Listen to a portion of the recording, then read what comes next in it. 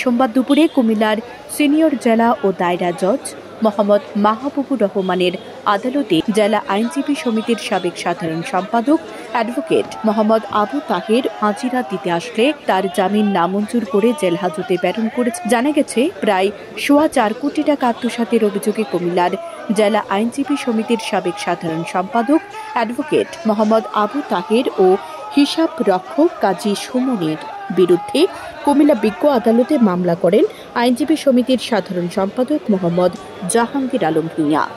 পরে আবু তাহের হাইকোর্ট থেকে অর্থ আত্মসাতের মামলায় আগাম জামিন নেন। জামিনের মেয়াদ শেষ হওয়ায় জেলা ও দায়রা জজ আদালতে আত্মসমর্পণ করতে আসেন। এদিকে তাকে জেল হাজতে প্রেরণের আইনজীবীরা জড়ো হতে থাকে। বেলা 3টায় কিছু সময় আগে পুলিশ ও সেনাবাহিনীর নিরাপত্তা বেষ্টনীর মধ্য দিয়ে প্রিজন ভ্যানে তোলা হয় তাঁকে। এ সময় তার মাথায় হেলমেট ও শরীরে বুলেট প্রুফ জ্যাকেট পরিহিত অবস্থায় দেখা যায়।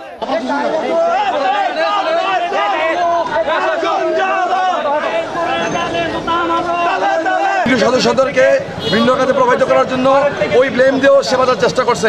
সে এইবারের বিভিন্ন সদস্যদের টাকা সে অন্যায়ভাবে আত্মসাৎ করছে এবং আমাদের টাকা ফেরত দেওয়ার জন্য আমরা বহুত রিকোয়েস্ট করছি, বহুতভাবে বিভিন্নভাবে তাকে আমরা রিকোয়েস্ট করার পরও সে টাকা করে ফেরত দেয় নাই। সে বরং বিভিন্ন টিম করছে, গোপনীয়ভাবে সে হুমকি দিছে, বিভিন্ন আমাদের সাধারণ জনগণের টাকা আত্মসাৎ করার জন্য বিভিন্ন বাহিনী সে লেলাই দিছে, হুমকি দিছে।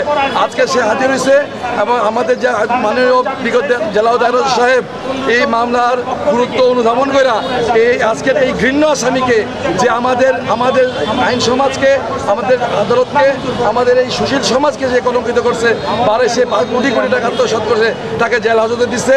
এবং আজকে বিগত দায়রা জজ সাহেবের কাছে আমরা আন্তরিকভাবে কৃতজ্ঞ।